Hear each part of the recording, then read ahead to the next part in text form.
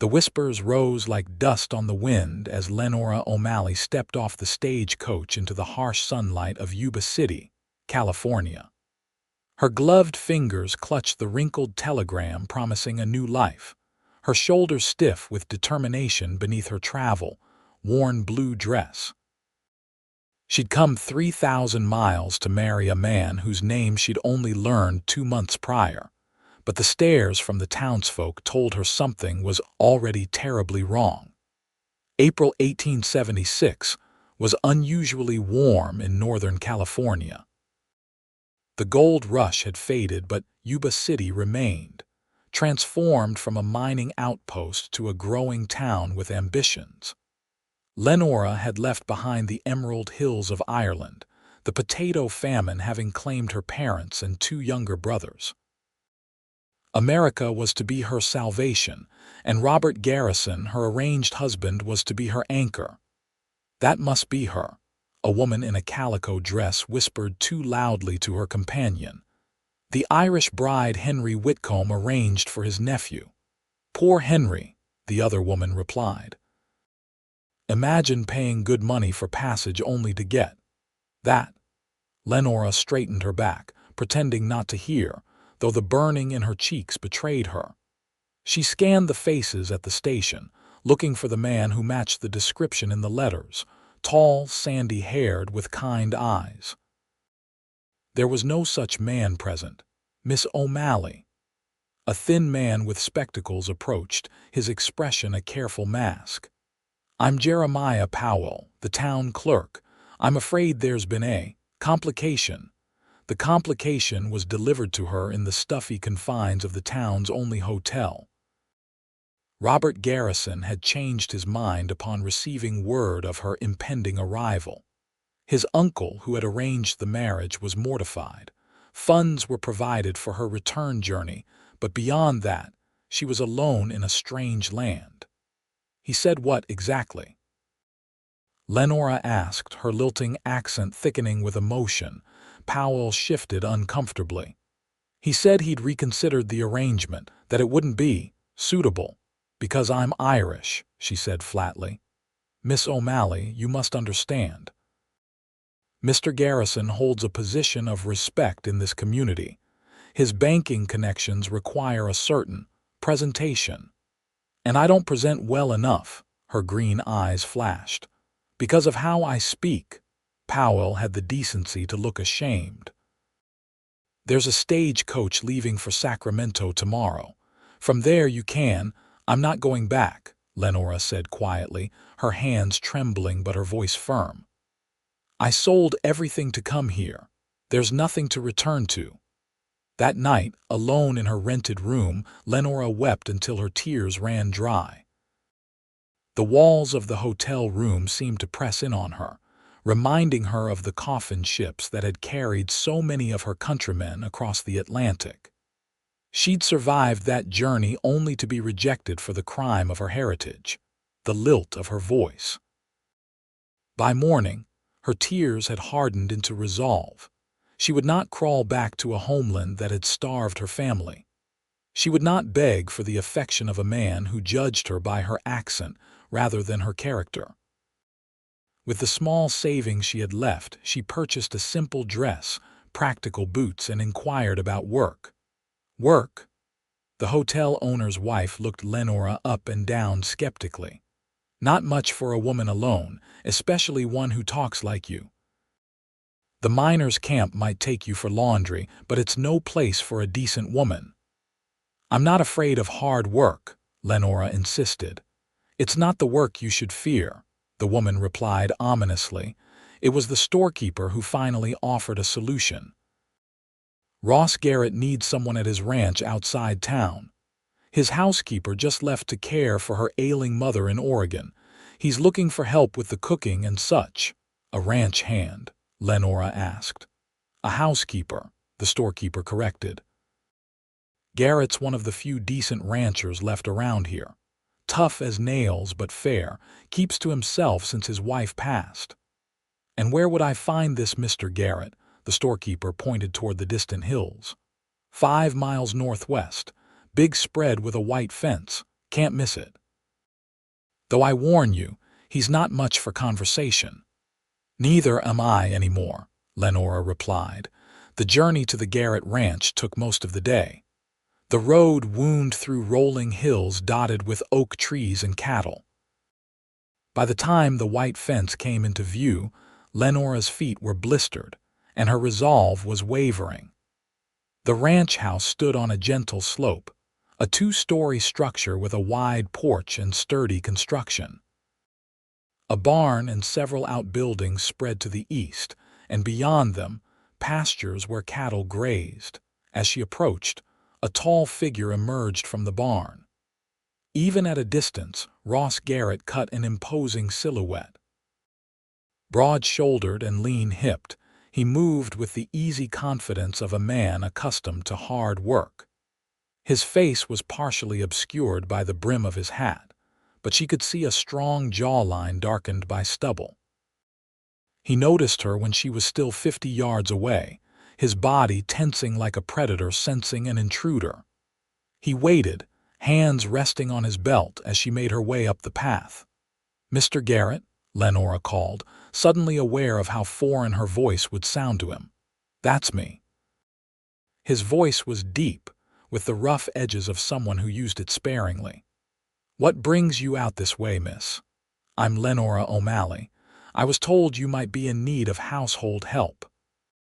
He studied her for a long moment, taking in her travel-stained dress, the determined set of her chin, and the exhaustion she couldn't quite hide. "You're not from around here," he said.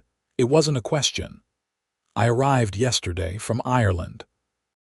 She braced herself for the dismissal, the curl of his lip, the same rejection she'd already faced in town. Instead, he simply nodded. "Can you cook?" "I can. Clean?" "Yes. Not afraid of hard work." "Never have been, Mr. Garrett." He seemed to consider this. "The job includes room and board, $6 a week, Sundays off if you want them." It was more than she'd expected. That would be acceptable. "There's one more thing," he said, his voice taking on an edge. "I don't tolerate gossip or meddling. This is a working ranch, not a social club. What happens here stays here." "Understood." "Perfectly, Mr. Garrett," he nodded once. "Your room's in the back of the house. Get yourself settled. Dinner's at 6. With that, he turned and walked back toward the barn, leaving Lenora standing at the edge of what she hoped would be her sanctuary. The room was small but clean, with a narrow bed, a chest of drawers, and a window that looked out over the pastures. After the hotel and the cramped steerage compartment of the ship, it felt almost luxurious. Lenora unpacked her meager belongings and washed the dust from her face and hands. At precisely 6 o'clock, she made her way to the kitchen. To her surprise, Ross Garrett was already there, frying bacon in a cast-iron skillet.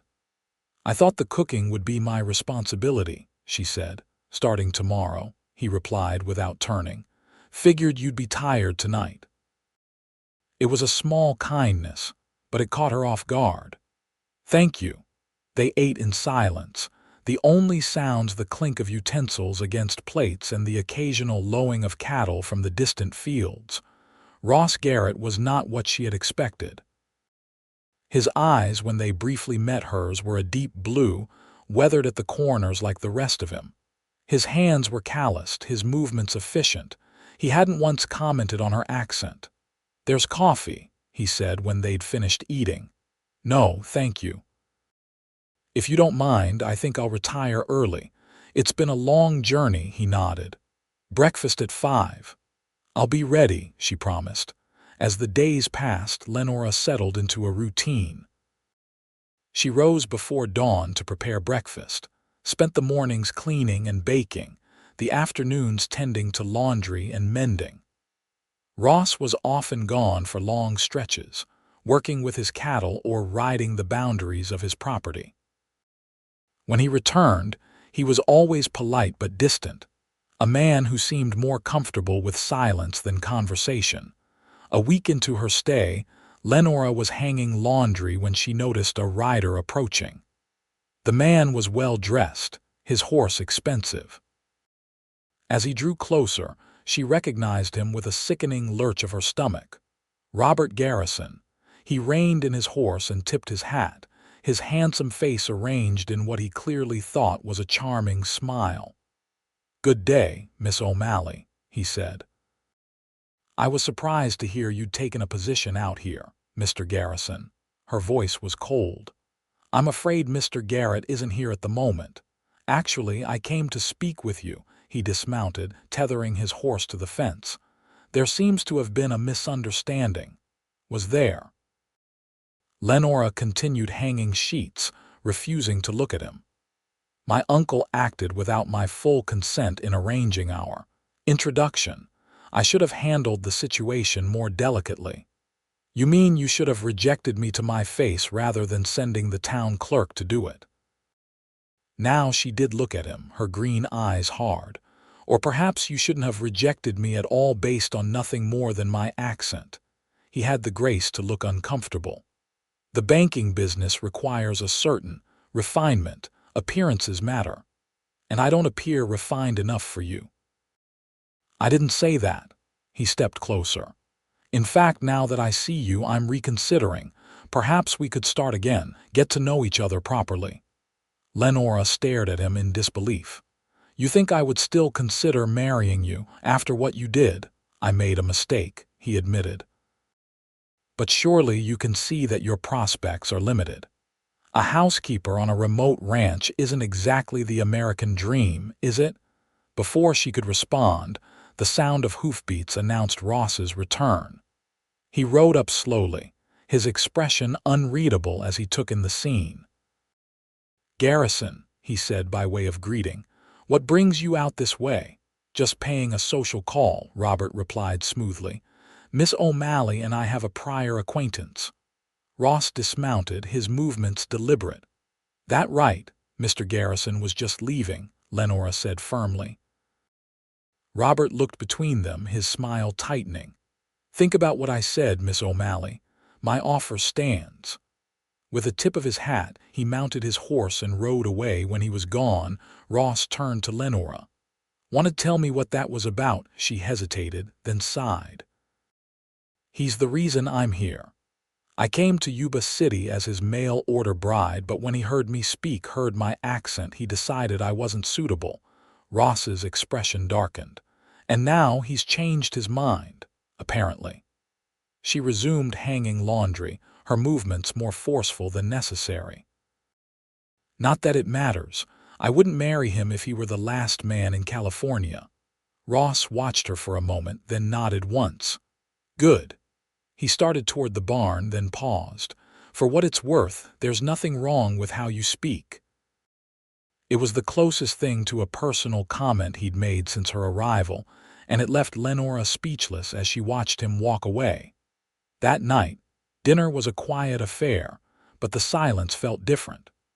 Ross seemed to be considering something, his fork moving absently through his food. "How long have you had this ranch?" Lenora asked, breaking their usual quiet. He looked up, surprised by the question. "Going on 15 years. Started with 20 acres and a dream. Now it's closer to 1,000. That's impressive." "Just stubborn," he corrected. "My pa was a sharecropper back in Tennessee, never owned a thing in his life. I swore I'd do better." "My father was a tenant farmer," Lenora offered, "in County Mayo. We never owned our land either." Something shifted in Ross's expression, a recognition. "The famine hit Mayo hard, I heard." She nodded, throat suddenly tight. "We lost everything. Everyone." He didn't offer platitudes or empty sympathies, just a nod of understanding that somehow meant more than any words could have. "Your accent," he said after a while, "it reminds me of my grandmother. She came over from Scotland as a girl, never lost the lilt in her voice. Most people here seem to find it off-putting." "Most people are fools," he said simply. The next morning, Lenora found Ross in the barn saddling a horse. Another horse, already saddled, waited nearby. "I need to check the north pasture," he said. "Thought you might want to see more of the ranch." It wasn't quite an invitation, but Lenora recognized the gesture for what it was. "I'd like that." He helped her mount, his hands strong and sure at her waist, then swung into his own saddle with practiced ease. They rode north, through meadows dotted with wildflowers and groves of oak trees. The day was clear, the air sweet with the scent of grass and earth. "It's beautiful," Lenora said, taking in the rolling landscape. "Reminds me a bit of home, though the colors are different. Ireland is all greens and grays. This is gold and blue." Ross nodded. "Changes with the seasons. In winter, the hills turn green after the rains. Summer bakes everything golden." They crested a hill, and below them spread a view that took Lenora's breath away. The valley stretched for miles, the Sacramento River winding through it like a silver ribbon. "This is why I stay," Ross said quietly. "No matter how hard the work gets, this view makes it worthwhile." As they continued their ride, checking cattle and fences, Ross gradually opened up more. He told her about his early days on the ranch, the drought 3 years back that nearly ruined him, the neighbors who'd helped him through it.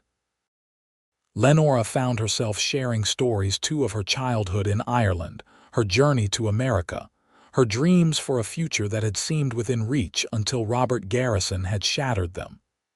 "He's a fool," Ross said flatly when she finished. "Banking connections or not." "Perhaps," she agreed. "But his rejection forced me to find my own way. I'm not sure that's a bad thing." Ross looked at her with new respect. "No, I don't suppose it is." As spring deepened into summer, a subtle shift occurred between them.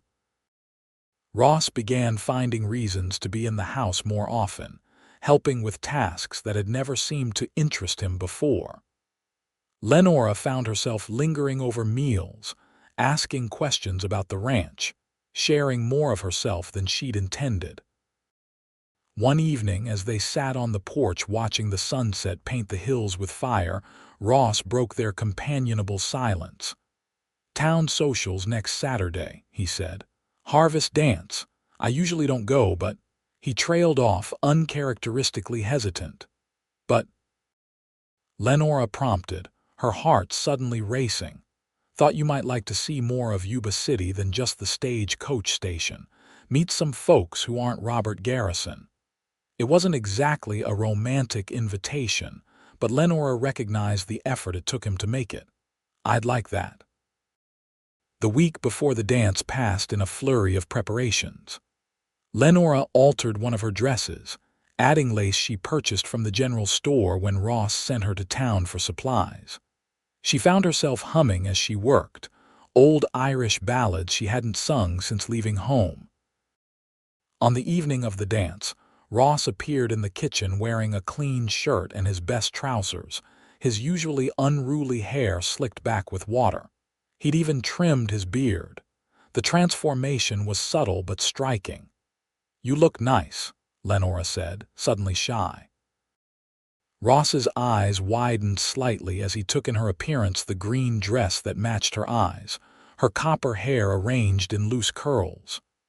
"So do you," he said gruffly. The ride to town was quiet, the evening air cool against their skin. Lenora was nervous, remembering her reception when she'd first arrived. Ross seemed to sense her anxiety. "The folks worth knowing won't care where you're from," he said as they approached the town hall where the dance was being held. "The rest don't matter." The hall was decorated with paper lanterns and wildflowers, a local string band playing lively tunes in the corner. Heads turned as they entered, whispers following in their wake. Lenora recognized some of the same faces that had stared at her from the stagecoach platform months ago. Ross's hand came to rest at the small of her back, a silent gesture of support that sent warmth spreading through her. "Ignore them," he murmured. They made their way to a table where several of Ross's neighboring ranchers sat with their wives. To Lenora's relief, she was greeted with genuine warmth by most of them. About time Garrett found himself some civilized company. one of the women said with a wink. We were beginning to think he preferred the company of his cattle. Ross's ears turned red, but he didn't contradict her.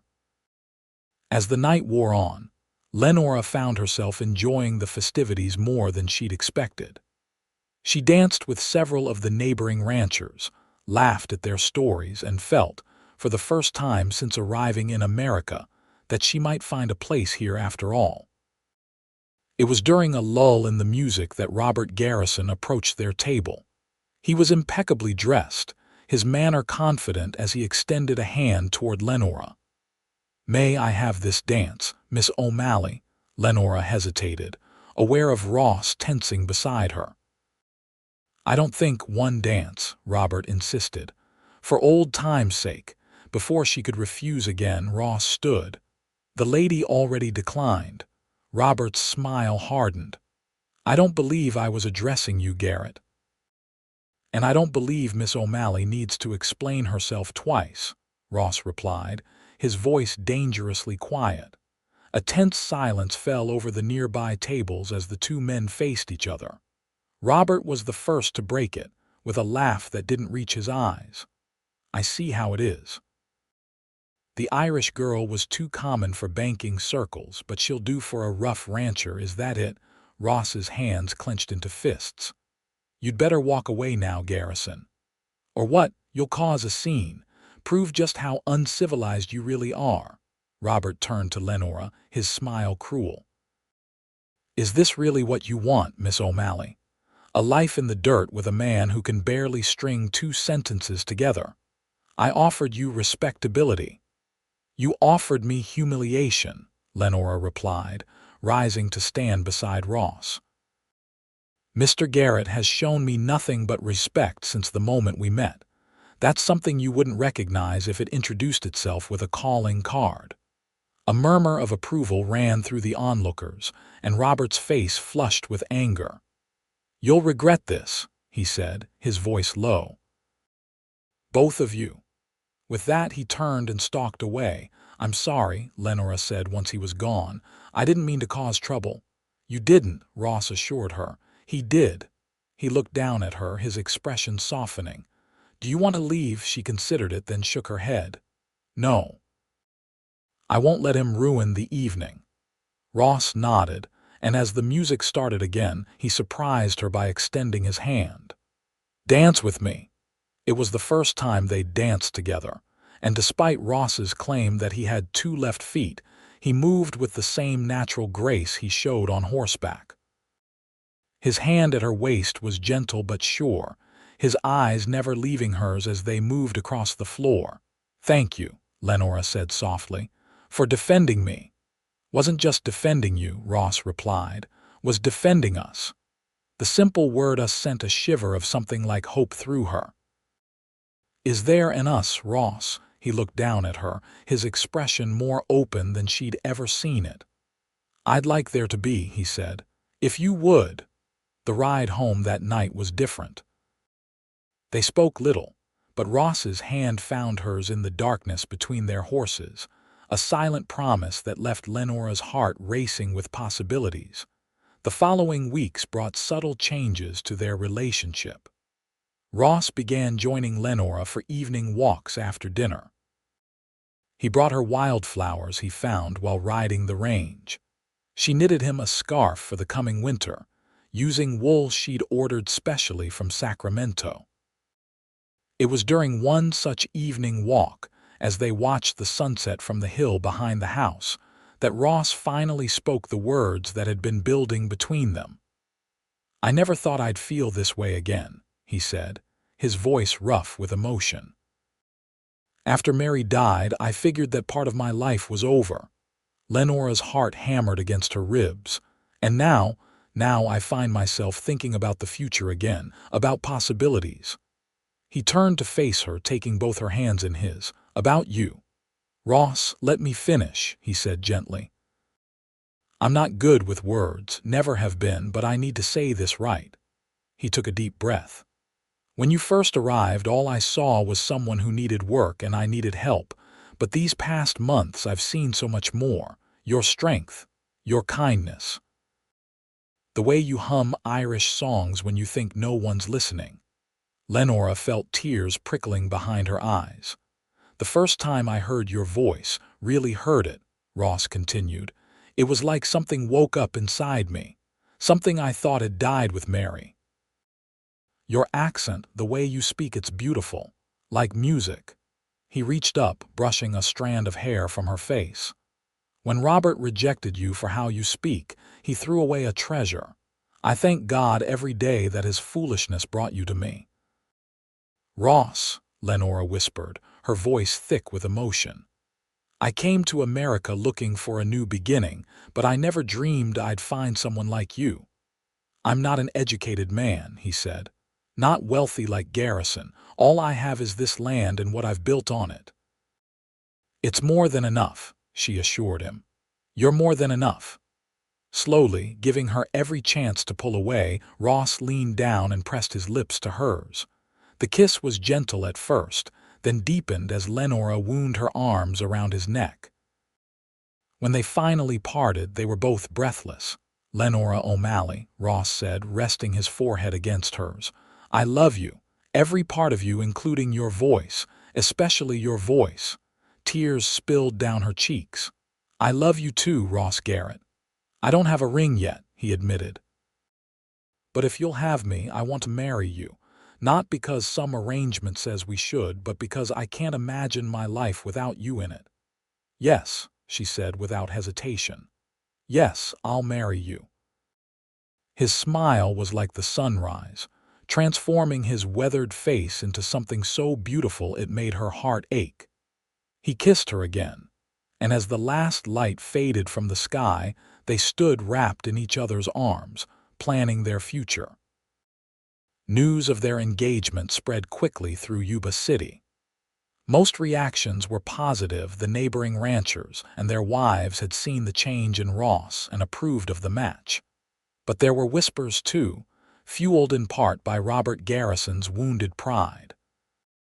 Marrying his housekeeper, they said, and an Irish one at that, probably only after her for cooking and other domestic duties, others suggested with crude winks. He could have done better, was Robert's contribution whenever the subject arose. But then, Garrett always did prefer getting his hands dirty. Ross and Lenora did their best to ignore the gossip. They were too busy preparing for their wedding, planned for the first week of October when the harvest would be done and the weather still mild. Nothing fancy, Ross had insisted.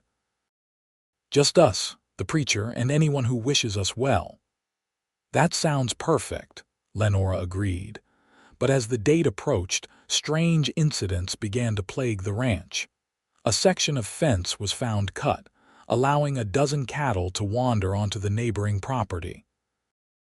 The water pump was tampered with, leaving them without water for 2 days until Ross could repair it. Most alarming of all, someone fired shots near the house late one night, shattering a window but thankfully injuring no one. It's Garrison, Ross said grimly as he boarded up the broken window. Has to be. We don't know that, Lenora argued, though she suspected the same. He's spiteful, but this is criminal. Man like that, used to getting his way, doesn't take rejection well, Ross replied. Especially not from a woman he considered beneath him. The incidents continued. Supplies they ordered from town arrived damaged. Anonymous letters appeared, containing vague threats and ugly slurs about Lenora's heritage. Perhaps we should postpone the wedding, Lenora suggested one evening, after Ross returned from town with news that the general store had mysteriously lost their order for wedding supplies. No, Ross said firmly. That's what he wants, to drive us apart or at least to spoil our happiness. I won't give him the satisfaction. Lenora nodded, though worry gnawed at her. What if he doesn't stop? What if it gets worse? Ross took her hands, his expression serious. Do you trust me with my life? She replied without hesitation. Then trust that I will protect what's mine. And that includes you and our future together. The next morning, Ross rode into town alone. He returned hours later, his expression grim but satisfied. "What did you do?" Lenora asked, noting the bruises on his knuckles as he washed up for dinner. "Had a conversation with Robert Garrison," he said. "Made my position clear." "Ross, nothing illegal," he assured her. "Just a man-to-man talk about consequences." Lenora wasn't entirely convinced, but the incident stopped. The wedding preparations continued uninterrupted, and on the first Sunday in October 1876, Lenora O'Malley became Mrs. Ross Garrett in a simple ceremony held on the ranch.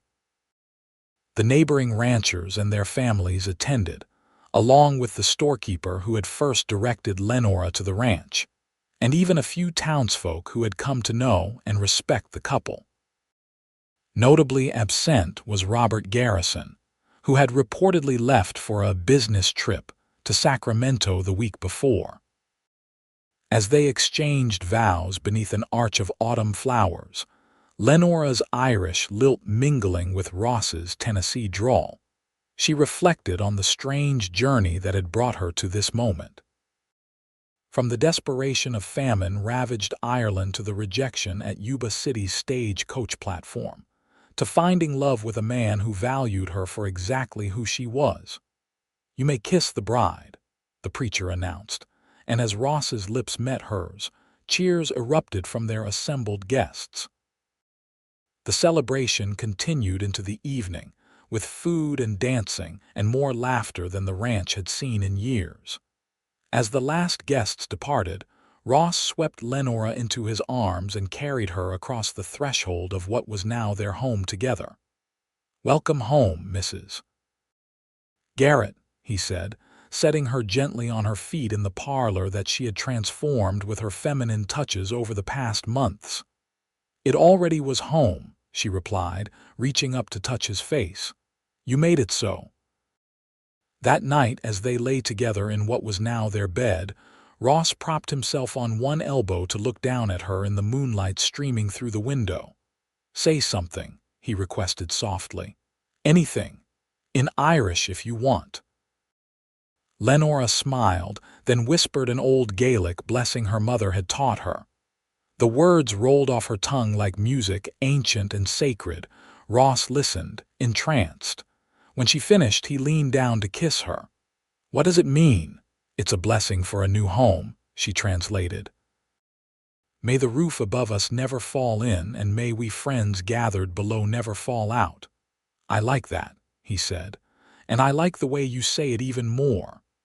"You're the only one who's ever said that," Lenora admitted. "Everyone else just heard the difference, the foreignness." "I hear you," Ross said simply. "Just you. And your voice is the sweetest sound I know. It's home to me now, Lenora. Your voice is home." In the years that followed, the Garrett Ranch prospered. Ross's cattle business expanded, and with Lenora's careful management of the household accounts, they were able to add a new barn, improve the main house, and hire additional hands to work the growing herd. In the spring of 1877, they received news that Robert Garrison had relocated permanently to San Francisco, his banking ambitions apparently requiring a larger stage than Yuba City could provide. Neither Ross nor Lenora mourned his departure. That same spring brought them their first child, a son they named Thomas, after Ross's father. He was a sturdy boy with his father's blue eyes and his mother's copper hair. Lenora would sing him to sleep with Irish lullabies, the same songs her mother had sung to her, and Ross would stand in the doorway watching, his expression soft with love for both of them. "He'll grow up proud of his heritage," Ross promised. "Both sides of it, Irish and American." "And Scottish from your grandmother," Lenora reminded him with a smile. 2 years later, their daughter Margaret arrived, followed by another son, James, in 1881. Their family was complete, their home filled with laughter and music, and the occasional heated debate. For Lenora never lost her fiery Irish spirit, and Ross remained steadfastly stubborn in his own quiet way. As the children grew, so did the legend of how their parents had found each other. It became a favorite bedtime story, how Mama had traveled across an ocean and a continent, only to be rejected for her accent, and how Papa had recognized the treasure that others had overlooked. "Tell us what Papa said when he proposed," Margaret would beg, though she'd heard the story dozens of times, and Lenora would smile, her accent still present though softened by years in California. "He said my voice was like music to him. That when everyone else just heard the difference, he heard me, and he said, 'Your voice is home,'" the children would chorus, giggling.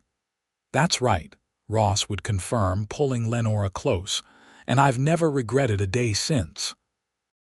In 1886, 10 years after Lenora had first stepped off that stagecoach, they hosted a grand celebration at the ranch. Friends and neighbors gathered to mark the anniversary, and Ross surprised Lenora with a gift, a small, exquisite music box that played an Irish folk tune. "To remind you of where you came from," he said as he presented it to her, "and to remind me of how lucky I am that you found your way to me."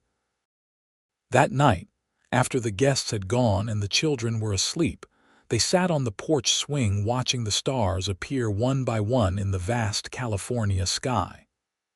"You ever wonder what would have happened if Robert Garrison hadn't rejected you?" Ross asked, his arm around her shoulders. Lenora considered the question. "Sometimes, but then I think of what I would have missed." She looked up at the man who had become her world. "I would have had a comfortable life, perhaps, but I wouldn't have had love, not real love. And now," she smiled, leaning into him, "now I have everything. A home, children, work that matters." She turned to face him. "And a husband who loves me for exactly who I am, accent and all." Ross pulled her closer. "I wouldn't change a single word you've ever spoken, Lenora Garrett, not one." As they sat together, the night wrapping around them like a comfortable blanket, Lenora reflected on the strange twists of fate that had brought her to this place, this man, this life. From the desperate journey across the Atlantic to the humiliation at the stagecoach station, every step, even the painful ones, had led her here. "No regrets?" Ross asked, seeming to read her thoughts. "Not one," she assured him, and sealed the promise with a kiss. In the years that followed, the Garrett family continued to thrive. Thomas grew up to take over the ranch alongside his father, eventually marrying the daughter of a neighboring rancher. Margaret, with her mother's determination and her father's quiet strength, became a schoolteacher in Yuba City, breaking barriers as one of the first women in the area to pursue higher education.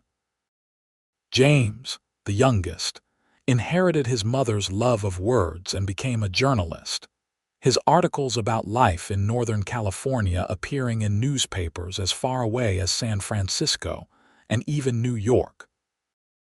As they entered their golden years, Ross and Lenora watched with pride as their family expanded to include grandchildren.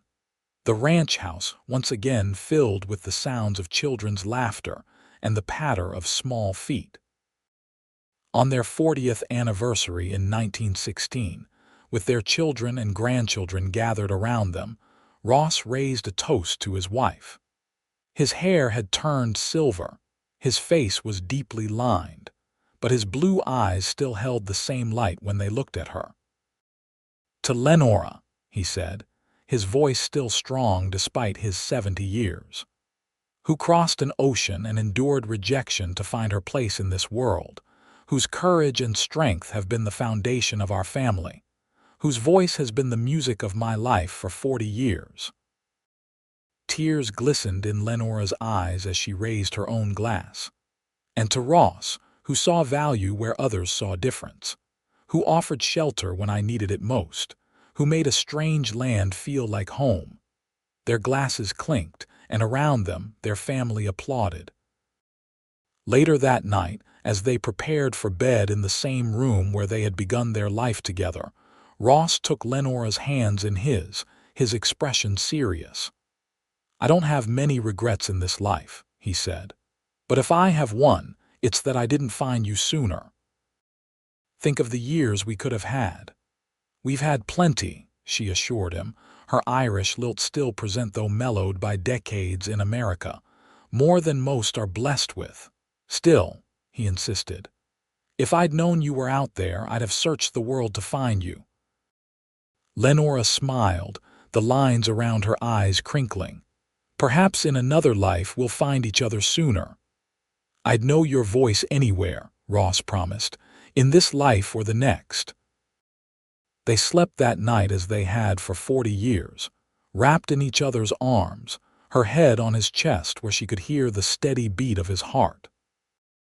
When Ross passed away peacefully in his sleep 3 years later, Lenora whispered the same Irish blessing over him that she had spoken on their wedding night. Their children and grandchildren gathered to say goodbye to the patriarch who had built their legacy with his hands and his heart. Lenora lived another 5 years, long enough to see her first great-grandchild born. In her final days, she often spoke of Ross, sometimes carrying on conversations with him as if he were still beside her. Her accent, which had softened over the decades, returned in full force, as if she were already halfway back to her origins. On a warm spring morning in 1924, with the wildflowers blooming on the hills just as they had been when she first arrived at the ranch, Lenora O'Malley Garrett closed her eyes for the final time. Her last words, spoken to her daughter who sat by her bedside, were, "I'm going home now. Ross is waiting." They buried her beside her husband on the hill overlooking the ranch where they had often watched the sunset together. The headstone, simple yet elegant, bore both their names and a single line beneath, "Your voice is home." The legacy of Ross and Lenora Garrett lived on through their descendants, and in the stories they told. The tale of the mail-order bride with the Irish accent and the quiet rancher who loved her for it became family lore, passed down through generations. In 1976, 100 years after Lenora had first arrived in Yuba City, their great-granddaughter, a professor of American history, published a book based on Lenora's diaries and letters. Titled "Your Voice is Home," it told the story of Irish immigration, prejudice, and the power of love to transcend cultural differences. It became a bestseller and was eventually adapted into a film. On the last page of the book was an excerpt from one of Lenora's final diary entries, written in her distinctive handwriting that still carried echoes of her Irish schooling. "Looking back on my life, I marvel at how a moment of rejection led to a lifetime of love. Had Robert Garrison not been so narrow-minded, I would never have found my way to Ross and this ranch that has been my home for nearly 50 years. Sometimes what seems like our darkest hour is merely the shadow before dawn." My accent, which was once a source of shame, became the very thing that endeared me to the man I would love for the rest of my days. "Your voice is home," he told me, and in his love, I found that home is not a place but a feeling, the feeling of being truly heard, truly seen, truly loved. And so their story endured, a testament to the power of looking beyond differences to see the person beneath, and to the enduring truth that home is found not in a place, but in the hearts of those who love us for exactly who we are.